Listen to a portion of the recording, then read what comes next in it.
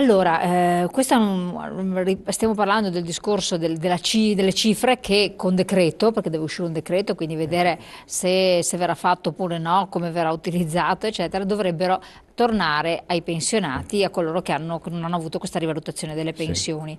Una cosa tecnica, siccome tutto si deve chiedere, molti pensionati ci hanno scritto che alcuni non sapevano che bisogna chiedere tutto, insomma, dalla pensione di reversibilità a qualsiasi cosa.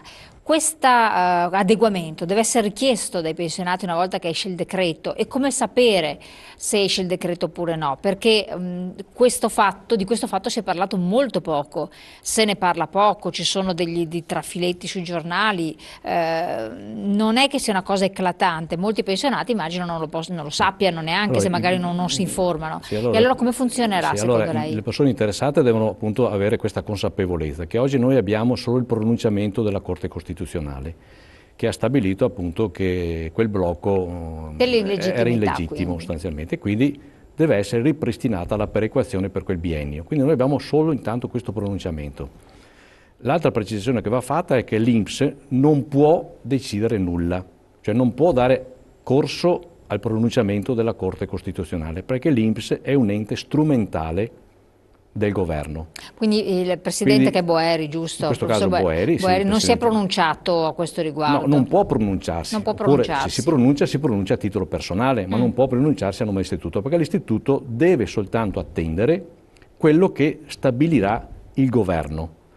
Quindi oggi è inutile, diciamo così, telefonare all'INPS o recarsi ai sindacati o recarsi ai patronati, perché diciamo, è tempo sprecato.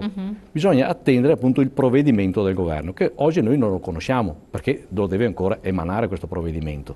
Ci sono solo voci sulle quantità di risorse che sono necessarie per coprire appunto questa mancata perequazione. Appunto dicevamo prima, si parla adesso di 10 miliardi, mi sembra ecco, delle cifre un po' esagerate dal mio punto di vista, però si parla anche di una rateizzazione, di stabilire se devo avere questi 1.400 euro medi netti, me li possono dare in quanti mesi, in quanti anni, non lo sappiamo, perché c'è anche questa voce che circola dentro, Certo. diciamo, alle stanze del governo. C'è tempo che uno muore, insomma, L'unica cosa praticamente. che ovviamente non potevano non fare, che è quella che hanno preso atto e che hanno dichiarato soprattutto il ministro del lavoro Poletti, che ha dichiarato che la sentenza va rispettata e va applicata. Però non si sa ancora come il governo intende applicare, dare corso a E questa quando? sentenza e quando. E con che Quindi, tempi? e con che tempi. Allora, la cosa... Certo che però c'è un ritardo, ci sono anche dei problemi, non è che può aspettare un anno per No, fare no, questo assolutamente. decreto. Oggi, Esatto, secondo il mio punto di vista, il governo avrebbe tutto l'interesse a convocare le parti sociali perché siamo sotto per elezione. stabilire come intervenire su questo aspetto qui specifico, ma come prendere anche in considerazione una serie di richieste che sono da mesi, diciamo, Ma l'ha già presentate. risposto dicendo che non intende assolutamente dare ascolto e Lui, che la riforma lui Fornero non non dà si... ascolto, però cosa poi succede? Dopo magari passa un anno, le persone, comprese anche le organizzazioni sindacali o i singoli cittadini, si rivolgono alla magistratura, si rivolgono magari alla Corte Costituzionale, si rivolgono, non so, alla Corte di Giustizia Europea, perché ci sono vari livelli di ricorsi, e poi il governo, diciamo, è costretto, diciamo così, a pagare perché ci sono i provvedimenti. Allora, evitiamole queste cose qui. Perché Ma questo è un discorso ragionevole. sì, Noi stiamo parlando invece con di buon senso, l'irragionevole, è con buon esatto, senso. col buon Questo è il senso buon dove senso non c'è. politico. Esatto, però purtroppo sappiamo che il buon senso politico non c'è, se non sotto coazione, eccetera. Quindi questo è un altro tipo di problema. Anche lì la cosa che ha lasciato stupefatti tutti, se sotto il governo Renzi, che comunque voglia o non voglia, è esponente del PD, è stato segretario del PD, prende un provvedimento dove si vede dopo 7 anni che non si era mai manifestato, tutti i sindacati a livello unitario protestano, una manifestazione come quella di ieri della scuola, che ha avuto un grande Sì. successo, e contro provvedimenti dove il PD a suo tempo si era schierato contro, quindi adesso è quello che li fa, colui che si era opposto li sta facendo, diventa qualcosa che fa un Sì, è un attimo, metodo troppo decisionista dal fa mio un punto di pensare, vista, c'è quindi poca democrazia qui a questo dovrebbe punto. ripristinare, o meglio ripristinare perché non ha mai avuto questa particolare sensibilità, dovrebbe proprio intraprendere un percorso di coinvolgimento di tutti i soggetti interessati. Ecco, lei portava Ecco, l'esempio voi della non scuola, siete... proprio la scuola. ascolti il sindacato, insomma, lui ha ascoltato, ha detto la piazza, però adesso vogliamo vedere se domani o dopodomani convoca le organizzazioni sindacali della scuola per instaurare un rapporto costruttivo, per vedere come modificare quel provvedimento. Ha dichiarato, oggi abbiamo sentito tutti che attraverso attenuerà i i mass media, poteri che terrà conto di quella manifestazione molto riuscita per rivedere alcune parti. Ma quando dice questo, per rivedere, la modifica la devi fare assieme agli interessati, cioè non puoi farla solo tu, perché tu hai una visione limitata del problema. Quindi se tu invece tu coinvolgi tutto quel mondo rappresentativo, sei in grado di fare una cosa condivisa. Se invece tu dici modifico, ma lo fai tu in prima persona o attraverso il tuo ministro, non risolvi il problema. Se coinvolgi gli interessati, sono convinto che la mediazione la trovi. Quindi per quello che definisco questo atteggiamento troppo decisionista, che poi ovviamente non serve a niente, perché poi appunto ci sono i ricorsi. Poi attendiamo magari qualche anno, per carità, però poi ci sono queste cose qui, perché dopo la vicenda Fornero è un esempio. Insomma. Quel provvedimento abbiamo sempre criticato quando è nato, si è atteso un po' di anni, adesso nel 2015 la Corte di Costituzionale ha detto che quel pezzo lì era illegittimo. Allora vogliamo continuare? Io dico di no, ci vuole il buon senso politico. Ma soprattutto perché poi voi avete sostenuto, e a questo punto i fatti danno anche ragione, che sono provvedimenti depressivi per il sistema economico nel loro insieme, e tra l'altro alcuni hanno detto si tratta di diritti acquisiti che tu me li metti in discussione, cioè tu rimetti in discussione la vita lavorativa, le proiezioni di vita di persone che hanno già incominciato un'attività lavorativa, non per chi ancora deve entrare nel mondo del lavoro. E quindi rendi imponderabile e non programmabile l'esistenza futura. Quindi questo è molto pesante, soprattutto quando si parla non di cifre enormi, No, perché appunto se tu parli di sì, persone che comunque il di più ci sta, ma qui quando si parla sul minimo vitale diventa veramente No, difficile. anche perché oltretutto sono persone anziane, perché il pensionato comunque è una persona anziana, hanno redditi appunto che superano di poco i 1.000 euro al mese. E l'anziano affronta dei costi che il giovane in questa fascia di età qui non ha. Penso per esempio a tutte le prestazioni sociosanitarie e socioassistenziali, la famosa compartecipazione incide maggiormente su una persona anziana.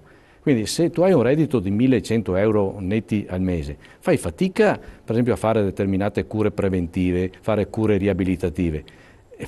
Per non pensare a chi non è persona autosufficiente. Il problema è che comunque il discorso della pensione adesso, come un po' in certe realtà, ha il ruolo sociale, di reggere socialmente, come la signora è un ammortizzatore sociale, perché la telefonata che abbiamo sentito prima è stata precisa, lei deve fare da ammortizzatore sociale per il figlio che è disoccupato. Infatti oggi i pensionati hanno questo ruolo. Questo ruolo che fa parte poi di quella particolare sensibilità, disponibilità e attenzione verso i propri cari, sono i propri figli magari che non trovano posto di lavoro, magari danno un contributo anche ai nipoti perché possono continuare a studiare ancora all'università, quindi diventa sì un ammortizzatore sociale. Però, ripeto, non è che puoi chiedere chissà chi a questa persona che percepisce, ripeto, poco più di 1.000 euro al mese.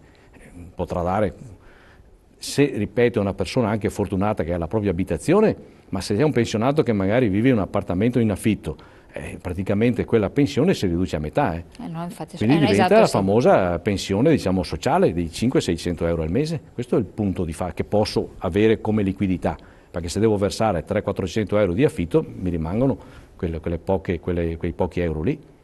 Infatti, quindi questo è abbastanza eclatante. È che io qua ho diverse analisi per territorio, per numero di pensioni. Che cosa ne emerge grosso modo in sintesi? Emerge grosso modo che è un dato anche questo che mette in luce che le donne, per esempio, hanno pensioni più basse. Perché le tabelle che mi sono permesso di fare utilizzando ovviamente il canale ufficiale dell'Istituto dell'INPS, mette in luce che la stragrande maggioranza sono uomini che hanno il diritto di avere questa restituzione, a dimostrazione che le donne sono le persone, diciamo le pensionate, che hanno redditi sia da lavoro bassi. E anche diciamo poi versamenti contributivi e di conseguenza il valore della propria pensione diciamo più bassa, quindi emerge questo dato. Poi emerge un dato che non è, come diceva lei all'inizio, numeri così di poco conto, perché su 1.300.000 pensionati in Veneto, quasi 500.000, vuol dire che siamo quasi al 40% degli aventi diritto, insomma, quindi sono cifre, diciamo, importanti. Infatti il risparmio era stato rilevante. Poi io faccio sempre un calcolo che se io do questi soldi al pensionato o alla pensionata, creo comunque un meccanismo virtuoso per l'economia, perché il pensionato o la pensionata sì, metteranno via qualcosa in banca, ma poi li spendono questi soldi, o perché li danno ai nipoti o perché danno ai figli, quindi metti comunque un volano comunque di... O perché si fanno finalmente l'apparecchio sì, per i denti anziché qualcosa... Oppure perché magari qualcuno potrebbe dire, insomma, se ho, Mi permetto non un so, viaggio posso fare appunto finalmente. una piccola vacanza, insomma, quindi c'è anche un sistema che per mettere in moto l'economia. Assolutamente. Ma se io blocco praticamente e non do nessuna risposta né a chi produce il prodotto,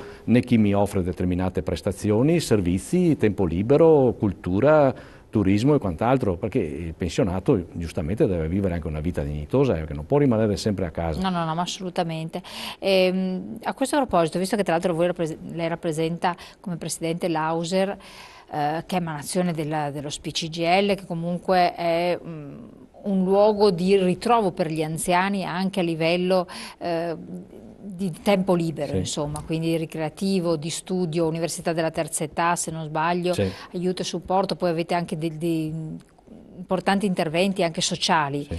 La riforma del terzo settore vi riguarda, perché l'Auser, se non sbaglio. Ci riguarda, siamo praticamente in prima linea, come si suol dire su questa partita qui. Adesso la riforma, diciamo, cioè, l'iter della riforma è fermo al Senato, nel senso che c'è questo disegno di legge delega che ha avuto il passaggio al parlamentare, alla Camera, adesso è fermo al Senato e dovrebbe andare nella prima commissione affari costituzionali del Senato, però non sappiamo quando il governo la metterà. Ma che cosa ha previsto questa riforma? Perché poi se ne è parlato ma poco. Sì, questa riforma praticamente dà maggiore spazio e visibilità soprattutto alle imprese sociali e alle cooperative sociali e dà, almeno sulla carta per il momento, una risposta, diciamo, per i giovani sul versante del servizio civile. Sul volontariato, diciamo così sinceramente, si dice poco, però siccome che lo strumento adottato dal governo, che è appunto questo disegno di legge delega, poi fatti questi passaggi parlamentari, poi stabilisce lui di volta in volta, entro un anno dall'approvazione definitiva, il provvedimento specifico ad hoc. Quindi noi non sappiamo cosa deciderà, per esempio, quando farà diciamo, il provvedimento delega per il volontariato. Noi leggiamo questi documenti, abbiamo letto, abbiamo interpretato anche le cose che ovviamente lui ha scritto, il governo in questo caso, che dovrebbe esserci una semplificazione, diciamo, rispetto a un sistema molto farraginoso e burocratico che oggi noi abbiamo. Per esempio la registrazione in regione delle associazioni, la presentazione dei bilanci, la tenuta contabile, tutte attività, diciamo, tutte le attività che noi svolgiamo devono avere un determinato tipo di registrazione, penso all'attività di volontariato. Oggi è questo sistema che molto spesso crea delle difficoltà. Perché crea difficoltà? Perché l'Auser, come le altre associazioni di volontariato, diciamo così, che rappresentano il mondo degli anziani, sono appunto fatte da persone anziane, pensionati, che non sono in grado di affrontare a livello burocratico un'amministrazione, tra virgolette, aziendale. Quindi tu devi mettere nelle condizioni queste persone di operare per il bene degli altri, ma senza creargli un sacco di problemi. Allora noi abbiamo chiesto che vi sia una forte semplificazione legislativa.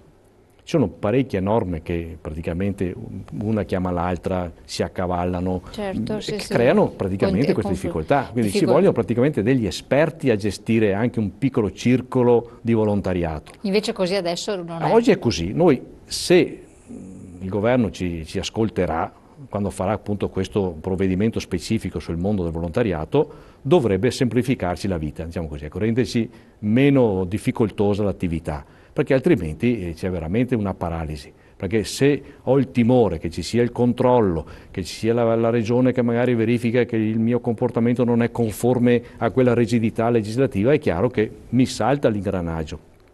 Tenga presente che questa non è una sottolineatura solo dell'Auser, è una necessità, una richiesta che proviene da tutto il mondo del volontariato. Quindi una riforma che doveva tenere conto sì delle particolarità dell'impresa sociale, della cooperativa sociale, soprattutto quelle cooperative di secondo livello che aiutano l'inserimento lavorativo dei portatori di handicap o di ex carcerati o dei disoccupati di lungo corso, come si suol dire, no, ma dovrebbe tener conto anche di questo mondo che fa un'attività straordinaria, molte volte non solo di sussidiarietà, ma anche di sostituzione, perché l'accompagnamento protetto, per esempio, delle persone che hanno bisogno di recarsi per le visite mediche, per i prelievi, lo facciamo noi, lo facciamo ovviamente in un rapporto di convenzione con il comune o praticamente con l'USL o con le case di riposo. È un'attività che si svolge ovviamente attraverso questi rapporti di coprogettazione con questi enti. Ma molto spesso i comuni, non essendo in grado di fare loro quelle prestazioni, chiedono sempre di più, ma la loro richiesta è giustificata e motivata. Sì, perché non hanno possibilità. Perché la spending review, il patto di stabilità, il federalismo che non parte, anzi è andato nel dimenticatoio, è chiaro che non hanno le risorse per poter essere loro i protagonisti in prima persona delle prestazioni sociali e socio anche assistenziali di primo livello per i loro cittadini. E allora chiedono al mondo del volontariato di intervenire. Però è chiaro che noi possiamo fare quello che siamo in grado di fare, cioè non è che abbiamo la possibilità di intervenire su tutto. Però se abbiamo anche un sistema legislativo leggero, è chiaro che potremo fare molto di più e meglio, senza avere assilli. Insomma, ecco. C'è qualcosa che temete però da questa riforma? Ma sì, non vorrei che ci fosse anche un'eccessiva aspettativa, perché quando parlavo prima dei giovani riferiti ai servizio civile, il governo parla di 100.000 giovani ogni anno da impiegare in queste attività. Ma siccome che sono attività che comunque devi dare circa 500 euro al mese a questi ragazzi e queste ragazze, io non so se ha fatto bene i conti, perché moltiplicare 500, circa 500 euro al mese, al mese per 10 mesi all'anno, adesso si parla anche di prolungare anche di più, oltre i 10 mesi, quindi arrivare anche a un anno, se non anche di più, cioè moltiplicarla per 100.000 sono milioni e milioni di euro, quindi io non so, non vorrei che ci fosse appunto questa eccessiva diciamo così, enunciazione di una possibilità anche di un minimo di reddito per questi ragazzi e queste ragazze, che poi alla fine magari i 100.000 diventano 10.000. Ma questo è il problema, perché devono essere tutte quante queste manovre collegate alle compatibilità.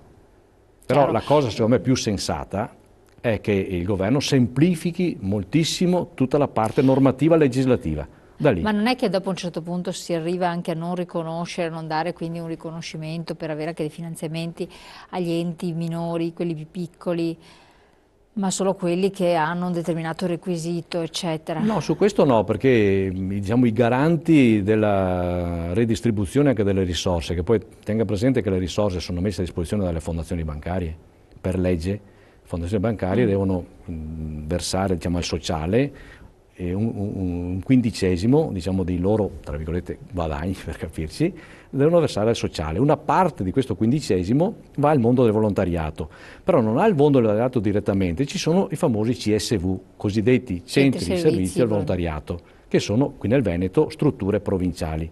Quindi le risorse vengono lì, questi centri danno il contributo su progetti, quindi sia la piccola che la grande o la media associazione che presenta progetto credibile ovviamente, soprattutto progetto finalizzato a aiutare persone in difficoltà, e il centro di servizio dà il contributo.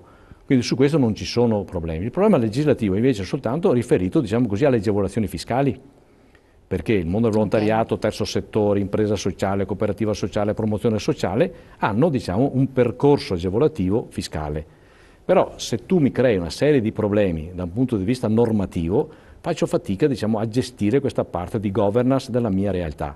Quindi noi abbiamo chiesto che si semplifichi. Poi questa semplificazione l'ha chiesta in maniera molto autorevole una persona che voi avete avuto modo anche di intervistarlo, che è il professor Giovanni Moro, in un nostro convegno che abbiamo svolto, che avete partecipato anche voi, e lui stesso è praticamente un esperto in materia del mondo del terzo settore, ha individuato che c'è proprio una babele normativa che frena ovviamente le attività di volontariato. In tutto, quindi il volontariato fa parte del sistema Sì, poi il sistema burocratico nostro è un sistema in tutti i campi, però in questo aspetto, invece di aiutare le persone che danno il loro tempo, la loro disponibilità, lo danno gratuitamente per aiutare gli altri, non puoi creargli anche dei problemi, diciamo, normativi. Devi rendere, diciamo, devi dare la possibilità a queste persone di svolgere tranquillamente la loro attività. Il più semplice possibile, chiarissimo. Allora andiamo in pubblicità, poi ritorniamo insieme, vediamo anche quali sono i ruoli, che cosa fa l'Auser sostanzialmente, quindi lo ricordiamo, sappiamo che è di supporto anche per molte persone e le iniziative insomma che state intraprendendo. Tra poco.